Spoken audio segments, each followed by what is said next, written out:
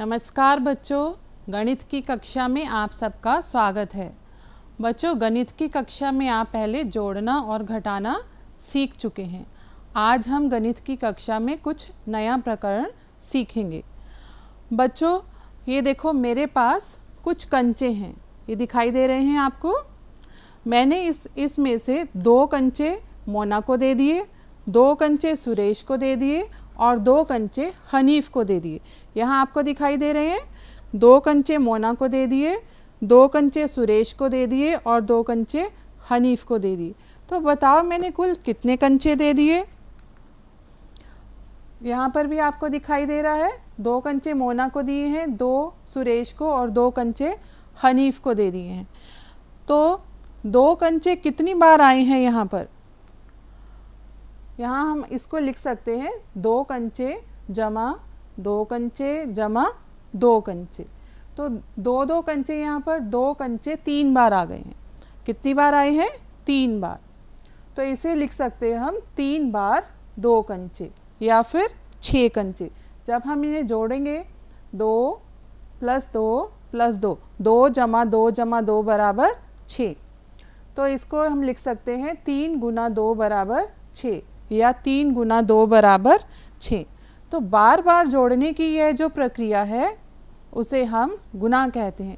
यदि हम किसी भी संख्या को बार बार जोड़ रहे हैं तो वह प्रक्रिया गुणा कहलाती है। अब सब बच्चों को अच्छे तरीके से समझ में आ गया होगा। अब हम इसे किसी और तरीके से भी समझ सकते हैं। मान लो मैंने 2 पेंसिल रवि को दे दिए, 2 पेंसिल हैं ये, रवि को दे दी, 2 पेंसिल सीता को दे दी, 2 पेंसिल मयंक को दे दी और 2 पेंसिल सचिन को दे दी। तो मैंने कुल कितनी पेंसिल दे दी? अब यहाँ पर 2-2 के कितने हमें जोड़े दिखाई दे रहे हैं? 4। 1 2 3 और 4। तो 2-2 के यहाँ पर 4 जोड़े दिखाई दे रहे हैं। तो इसे हम लिख सकते हैं 4 × 2। तो 4 × 2 हमारे पास आ जाएगा 8। तो इस प्रकार से बार बार जोड़ने की यह क्रिया गुणा कहलाती है। इसको आज हम इसे पाठ 4 जो है सींकों का खेल, सींकों का कमाल समझेंगे। बच्चों देखो यहाँ पर एक बाघ का चित्र दिखाई दे रहा है। सब बच्चों को दिखाई दे रहा है बाघ का चित्र। इस बाग में यहाँ से यदि हम देख रहे हैं तो 1 2 3 4 कुल 4 लाइनें हैं, पड़ी पंक्तियाँ हैं। कुल 4 पड़ी पंक्तियाँ हैं। पड़ी पंक्तियों को हम हॉरिजॉन्टल लाइंस भी कहते हैं या फिर इनको रोज़ भी कहते हैं। रोज़ भी कह सकते हैं या फिर हॉरिजॉन्टल लाइंस। ये पड़ी पंक्तियाँ हैं। प्रत्येक पड़ी पंक्ति में देखो 1 2 3 4 5। प्रत्येक पड़ी पंक्ति में 5 पेड़ हैं। तो प्रत्येक पंक्ति में पेड़ 5 हैं। तो यहाँ पर हमारे पास 4 पंक्तियाँ हैं। तो 5 + 5 + 5 + 5 हम 4 बार लिख सकते हैं। तो कुल पेड़ों की संख्या आ गई हमारे पास 20 पेड़। 5 को हमने कितनी बार किया है गुणा? कितनी बार जोड़ा है? 4 बार। तो इसे लिख सकते हैं हम 4 × 5 बराबर 20। तो हमारे पास 20 पेड़ आ गए। अब बच्चों हम इसे एक दूसरे तरीके से भी देख सकते हैं। यदि हम इसको ऊपर से देखें तो हमें यहाँ पर 1 2 3 4 5 खड़ी पंक्तियाँ हमें दिखाई दे रही हैं। इन खड़ी पंक्तियों को हम लॉन्गिट्यूडनल लाइंस या कॉलम्स भी कहते हैं। और प्रत्येक पंक्ति में हमें यहाँ पर 4 पेड़ दिखाई दे रहे हैं। तो प्रत्येक पंक्ति में 4 पेड़ हैं। देखो 1 2 3 4। तो ऐसे ही 4 पेड़ हमने कितनी बार गिने हैं? यहाँ 5 बार। 4 पेड़ आप 5 बार गिनेंगे तो हमारे पास आ गए 5 × 4 बराबर 20। अब बच्चों आपको यहाँ पर एक चीज़ समझ में आई होगी। यदि हम किसी संख्या को गुणा करते समय उनके अंकों का क्रम बदल देते हैं तो गुणनफल में कोई भी अंतर नहीं आता। जैसे हमने पिछली स्लाइड में देखा था, यहाँ पिछली स्लाइड में 4 × 5 बराबर 20 आया था और यहाँ 5 गुना 4 बराबर 20 आया है। तो दोनों में हमारे पास जो गुणनफल आया है, गुना करके जो आया है, वो उत्तर बराबर है, सेम है। तो 5 गुना 4 कहें या फिर 4 गुना 5 कहें, हमारा उत्तर बराबर ही आएगा। अच्छा है बच्चों, आप सबको ये चीज़ समझ में आ गई होगी। ऐसे ही हम कर सकते हैं, जैसे 3 गुना 2, 3 गुना 2 बराबर 6, और 2 को 3 से गुना करेंगे तो 2 गुना 3 बराबर वो भी 6 आएगा। तो अंकों का परस्पर यदि हम क्रम बदल देते हैं गुना करते हुए, तो गुणनफल में कोई भी डिफरेंस, कोई भी अंतर नहीं आएगा। बच्चों, आज गुना करने का एक हम नया खेल सीखेंगे। ये है सींकों का खेल। सींकों के माध्यम से हम गुना करना सीखेंगे, और इसमें बच्चों आपको जोड़ना भी नहीं पड़ेगा। इसमें एक स्पेशल बात है, खासियत है कि इसमें हमें जोड़ना नहीं पड़ेगा। यहाँ चित्र में बच्चों आपको यहाँ पर कुछ पंक्तियाँ दिखाई दे रही हैं। यहाँ पर 1 2 3, 3 यहाँ पर पड़ी पंक्तियाँ हैं। पड़ी पंक्तियाँ का मतलब हॉरिजॉन्टल लाइन्स हैं, पड़ी पंक्तियाँ हैं। और यहाँ पर 1 2 3 4 5 6, 6 खड़ी पंक्तियाँ हैं। जब ये 6 खड़ी पंक्तियाँ हैं और पड़ी पंक्तियाँ हैं, ये आपस में किसी न किसी बिंदु पर काट रही हैं। ये देखो यहाँ पर ये पॉइंट्स पे काट रही हैं। ये 1 2 3 4 ये बिंदु दिए हुए हैं हमें, इन बिंदुओं पर काट रही हैं। इन बिंदुओं को हम कटान बिंदु कहते हैं। क्या कहते हैं इन बिंदुओं को? कटान बिंदु, या इंटरसेक्टिंग पॉइंट्स भी कह सकते हैं, या क्रॉस ओवर पॉइंट्स भी हम इन्हें कह सकते हैं। अब समझ में आया कि खड़ी पंक्तियों को हम वर्टिकल लाइंस भी कहते हैं, और जो ये पड़ी पंक्तियां हैं इन्हें हम हॉरिजॉन्टल लाइंस कहते हैं। अब गुना कैसे करेंगे हमें ज्ञात करना है 3 गुना 6। तो कैसे हमें पता चलेगा कि 3 गुना 6 18 होता है? हम इसके कटान बिंदुओं को गिनेंगे। अब यहाँ पर देखो 1 2 3 4 5 6 7 8 9 10 11 12 13 14 15 16 17 18। तो हमारे पास कुल कटान बिंदु आ गए 18। तो 3 गुना 6 बराबर 18 आ गया। सब बच्चों को बहुत अच्छे तरीके से समझ में आ गया कि इन कटान बिंदुओं को गिनकर हम गुना भी कर सकते हैं। चलो, इन कटान बिंदुओं को हमने गिनना सीख लिया। अब सींकों की सहायता से हम पहाड़ा बनाना सीखेंगे। सींकों की सहायता से पहाड़ा बनाना सीखेंगे। तो किस प्रकार से हम पहाड़ा बनाएंगे, आइए देखते हैं। देखिए यहाँ पर, यहाँ है 4 यहाँ पर हमारे पास खड़ी पंक्तियाँ हैं और एक पड़ी पंक्ति है। यहाँ आप सबको दिखाई दे रहा है 1 2 3 और 4 खड़ी पंक्तियाँ हैं और एक यहाँ पर पड़ी पंक्ति है। तो यहाँ पर कटान बिंदु कितने हो गए? 1 2 3 और 4 यहाँ पर कटान बिंदु हो गए। तो हम ये लिख सकते हैं 1 गुना 4 बराबर 1 गुना 4 बराबर 4, क्योंकि यहाँ पर 4 कटान बिंदु हैं। अब अगले यहाँ पर देखो 1 2 जो है यहाँ पर पड़ी पंक्तियाँ हैं और 1 2 3 4 खड़ी पंक्तियाँ हैं। तो इसमें कुल कटान बिंदु कितने आ गए हमारे पास? 1 2 3 4 5 6 7 8। हमारे पास यहाँ कुल 8 कटान बिंदु आ गए। तो 2 गुना 4 बराबर कितना हो गया? 2 को 4 से हम जब गुना करेंगे तो कितना आ जाएगा हमारे पास? 8। तो 2 चौके 8 होता है। अब यहाँ पर देखो 1 2 3, यहाँ पर 3 पड़ी पंक्तियाँ हैं और 1 2 3 4 खड़ी पंक्तियाँ हैं। तो हम क्या कह सकते हैं इसको? 3 गुना 4। अब 3 गुना 4 ज्ञात करने के लिए कि कितना होता है, हम इनके कटान बिंदुओं को गिनेंगे। 1 2 3 4 5 6 7 8 9 10 11 12। कुल कटान बिंदु हमारे पास आ गए 12। तो 12 कटान बिंदु आ गए 3 गुना 4 में। तो हम कह सकते हैं 3 गुना 4 बराबर 12, क्योंकि यहाँ पर 12 कटान बिंदु आए हैं। अब सभी बच्चों को पहाड़ा बनाना आ गया। इसी प्रकार हम इस पहाड़े को आगे बढ़ा सकते हैं। तो कोई भी बच्चा पहाड़ा बनाना सीख सकता है इन कटान बिंदुओं को गिनकर। आशा है सब बच्चों को बहुत अच्छा लगा होगा। अब आगे देखते हैं हम संख्या का शून्य से गुना करना। यहाँ पहले चित्र में हमें दिखाई दे रही है 1 2 3 4, 4 खड़ी पंक्तियाँ हमें दिखाई दे रही हैं, परंतु यहाँ पर कोई भी पड़ी पंक्ति नहीं है और कोई भी कटान बिंदु नहीं है।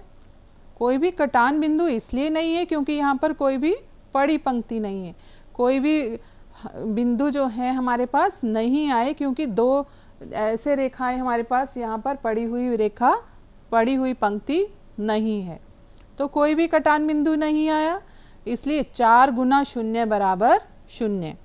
तो यहाँ हमें पता चला कि किसी भी संख्या को यदि हम 0 से गुना करते हैं तो हमारा गुणनफल 0 आता है।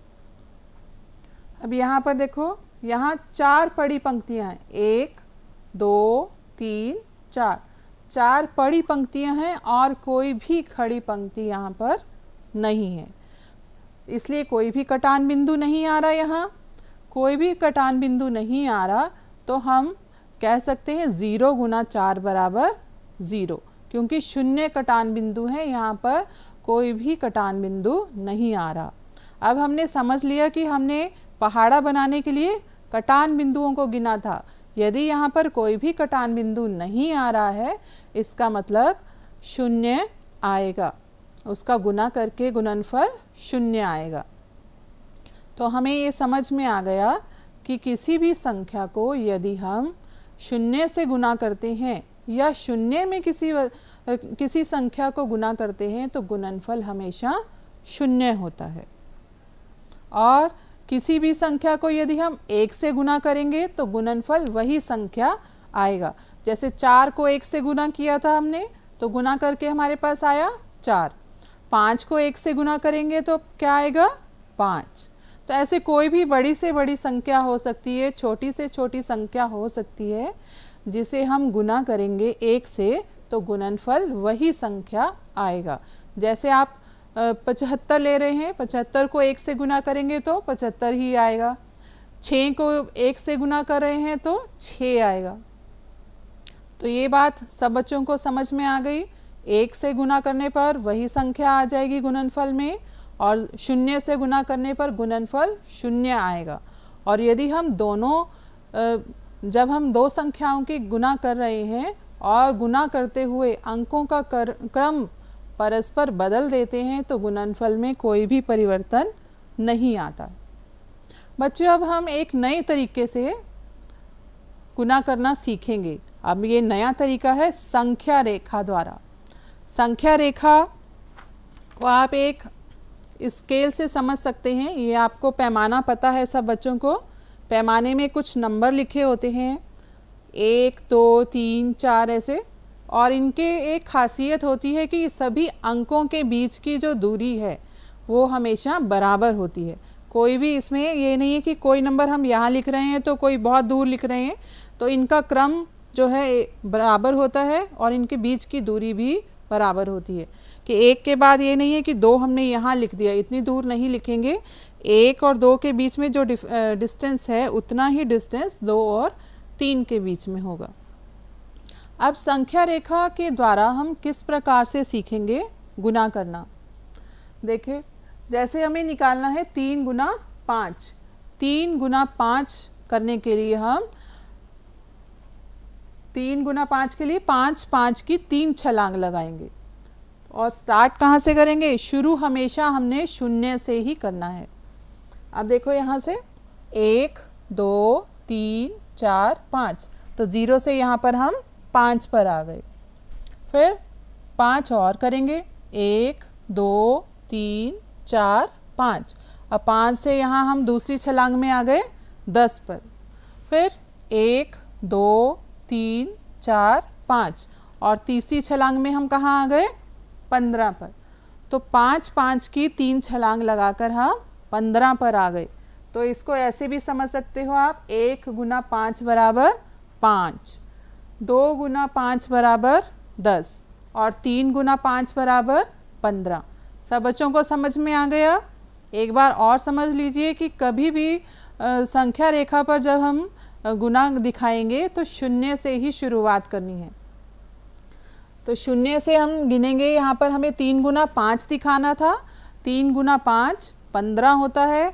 और पहले हम सबसे पहले 3 छलांग लगानी है। तो पहली छलांग में हम 5 गिनेंगे, 1 2 3 4 5। तो पहले क्रम में हम पहुँच गए 5 पर। अब दूसरे क्रम में हमें फिर 5 से आगे 5 और गिनने हैं, 1 2 3 4 5। तो 5 दूनी 10 हो गया। और तीसरी छलांग में 1 2 3 4 5। तो हम 15 पर पहुंच गए। तो इसी तरीके से आप और पहाड़े भी बना सकते हैं। यहाँ पर आपको दिखाई दे रहा है एक पहाड़ा बन रहा है। 1 गुना 5 बराबर 5, फिर 2 गुना 5 बराबर 10, 3 गुना 5 बराबर 15। तो ऐसे ही यदि आप आगे करोगे इसको गुना तो वो पहाड़ा बनता जाएगा। अब हम एक और एग्जाम्पल देख लेते हैं, उदाहरण देखते हैं। 7 गुना 2, 7 को 2 से गुना करें तो 14 आता है। अब यहाँ पर संख्या रेखा पर हम देखते हैं कि किस प्रकार से करेंगे। संख्या रेखा पर 7 गुना 2 मतलब 2 2 की 7 छलांगे हमें लगानी होंगी और शुरू वहीं से करना है आपको, शून्य से। अब शून्य से 1 2 तो यहाँ पर पहुँच जाएंगे आप 2 पर, फिर 1 2 तो पहली छलांग में आप पहुँच गए 2 पर। अब दूसरा यहाँ से 1 2 तो आप दूसरी छलांग में पहुँच गए 4 पर। अब तीसरा 1 2 तो कहाँ पहुँच गए आप? 6 पर। फिर 1 2 यहाँ आप 8 पर पहुँच गए। देखो कितनी छलांग हमने लगा ली, 1 2 3 4, 4 छलांग में आप 8 पर पहुँच गए। और आगे 1 2 और गिनेंगे, यहाँ हम पहुँच गए 10 पर। और छठी छलांग में 1 2 यहाँ पर हम 12 पर पहुँच गए। और सातवीं छलांग में 2 और गिनेंगे, 13 14 तो हम पहुँच गए यहाँ 14 पर। सब बच्चों को समझ में आ गया? देखो कितनी छलांगें हुई हैं यहाँ, 1 2 3 4 5 6 7। तो 7 को 2 से जब हम गुना कर रहे हैं, 7 गुना 2 बराबर 14 आ गया। ऐसे ही यदि आप 2 गुना 7 करते, यदि हम इसकी जगह पर 2 गुना 7 करेंगे तो क्या आएगा? तब हमें 7 की 2 छलांगें लगानी पड़ती। ठीक है, तो 1 2 3 4 5 6 7 तो 0 से आप 7 तक जाते और फिर 7 से आगे गिनते, 1 2 3 4 5 6 7 तो तब भी आप 14 पर पहुंचते। ठीक है, तो इससे हमें ये समझ में आता है यदि हम गुना करते हैं, गुना करते समय अंकों का क्रम आगे पीछे कर दें, अंकों का क्रम बदल दें तो गुणनफल में कोई अंतर नहीं आता। सब बच्चों को संख्या रेखा के बारे में अच्छे से पता चल गया। इसको हम नंबर लाइन भी कहते हैं। संख्या रेखा को हम नंबर लाइन भी कह सकते हैं।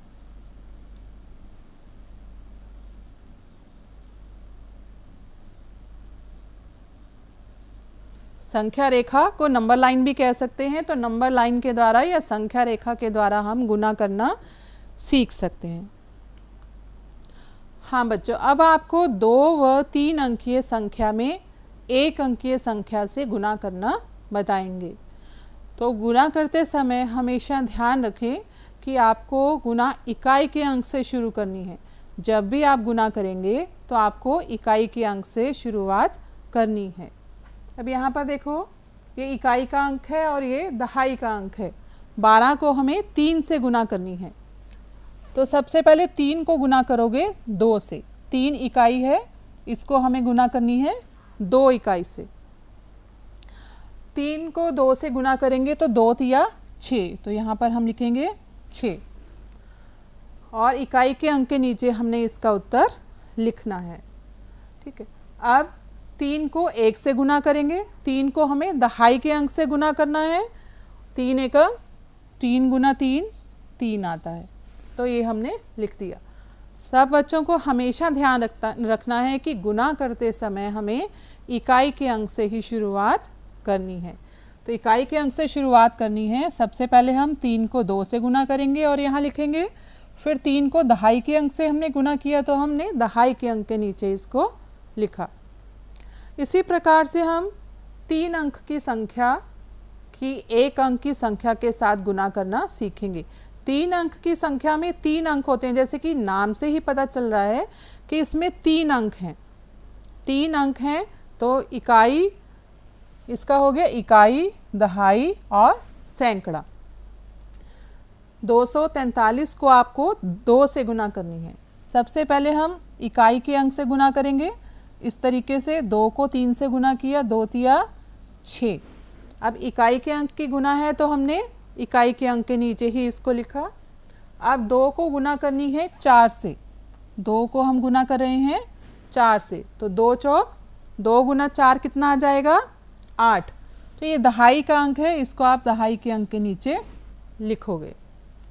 फिर 2 को 2 से गुना करेंगे हम, 2 को जब 2 से गुना करेंगे तो कितना आ जाएगा 2 गुना 2 बराबर 4। तो ये सैकड़े की गुना है, इस तरीके से आप देख सकते हो।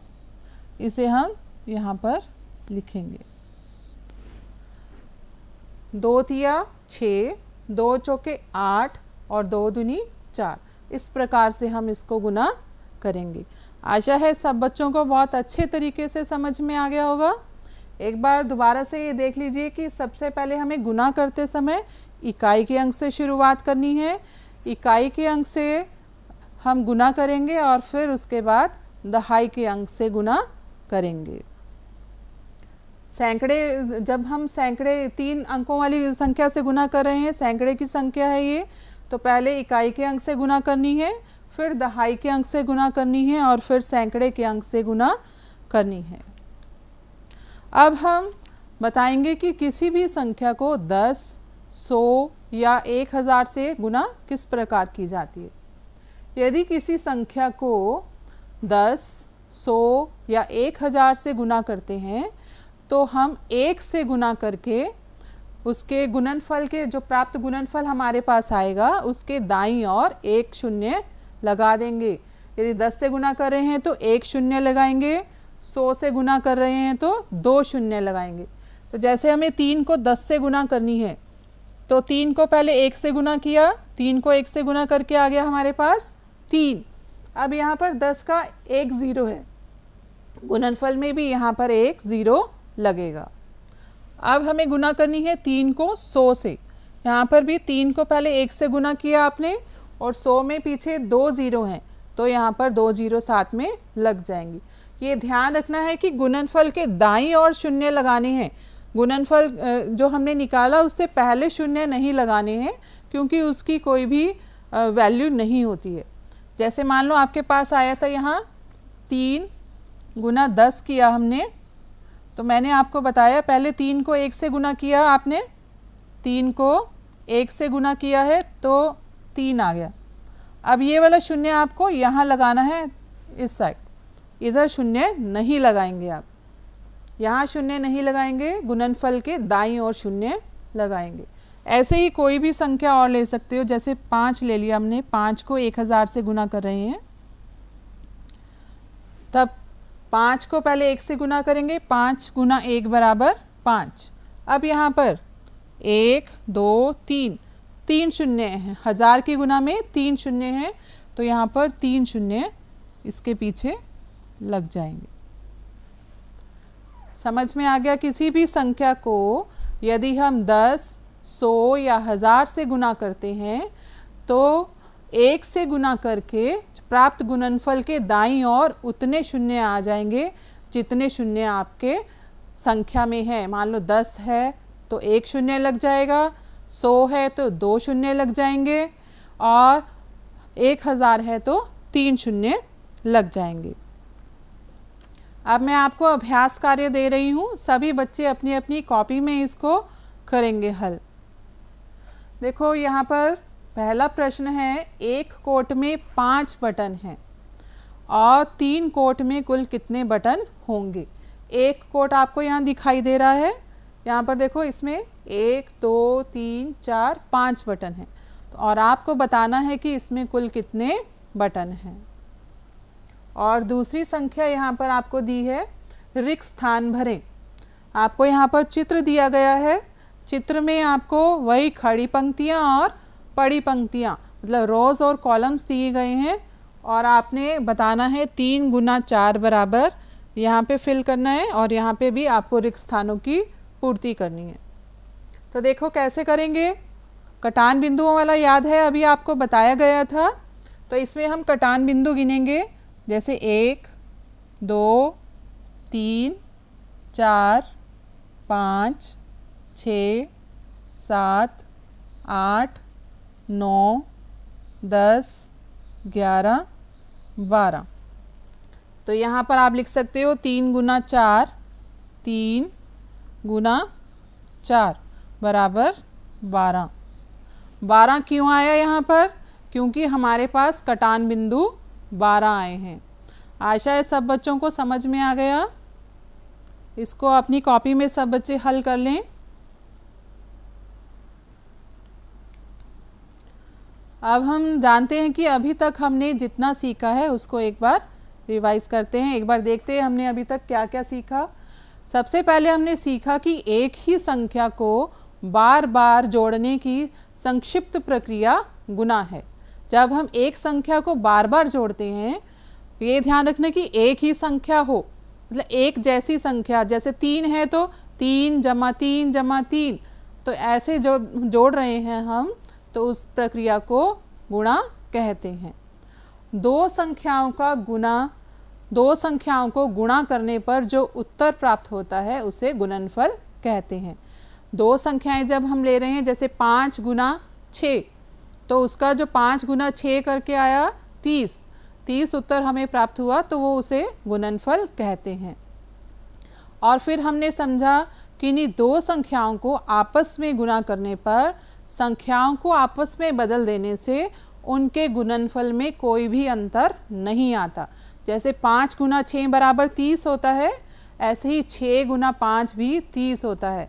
तो यदि हम क्रम बदल देते हैं संख्याओं का, तो उसमें कोई भी डिफरेंस नहीं होता। और किसी संख्या में शून्य से गुणा करने पर या शून्य में किसी संख्या से गुणा करने पर भी कोई अंतर, शून्य से गुणा करने पर हमें शून्य प्राप्त होता है। मान लो 5 को आप शून्य से गुणा कर रहे हैं तो शून्य आएगा, या शून्य में आप 5 से गुणा कर रहे हैं तब भी शून्य आएगा।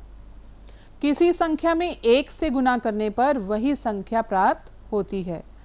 ऐसे ही हमने सीखा कि 10, 100 और 1000 इनको गुणा करने पर गुणनफल के दाईं ओर क्रमशः उतने ही शून्य हम लगा देते हैं। मान लो हम 10 से गुणा कर रहे हैं, 10 में 1 0 है पीछे, तो गुणनफल के 1 0 लगा देंगे पीछे हम। यदि 100 से गुणा कर रहे हैं तो 2 0 लग जाएंगे। इसी प्रकार से 3 है, जैसे 1000 से गुणा कर रहे हैं तो 3 0 लग जाएंगे प्राप्त गुणनफल के। बच्चों, अब सब बच्चे अपने अपने घर से गृह कार्य की कार्य पुस्तिका गिनतारा के पृष्ठ संख्या 40 और 41 घर से हल करके आएंगे। अब यहाँ पर देख लो, ये आपको संख्या रेखा पर निरूपण है, संख्या रेखा पर गुणा करनी है, और दूसरा आपको यहाँ पर 0 और 1 से गुणा करनी है। यही बताया गया था आपको कि किसी भी संख्या को यदि हम 1 से गुणा करते हैं तो प्राप्त गुणनफल वही संख्या होती है, और यदि हम किसी संख्या को 0 से गुणा करते हैं तो 0 ही आ जाता है। Thank you. सब बच्चों को बहुत ही अच्छे तरीके से समझ में आ गया होगा, और सब बच्चे घर पर इसकी और ज़्यादा प्रैक्टिस करें, सींकों के माध्यम से पहाड़ा बनाना सीखें। इस काम में आप अपने बड़ों की भी सहायता ले सकते हैं। अगली कक्षा में हम सब गुणा करने की कुछ नई विधियों के बारे में सीखेंगे। तब तक अपने घर पर सुरक्षित रहें और अपना काम करते रहें। धन्यवाद।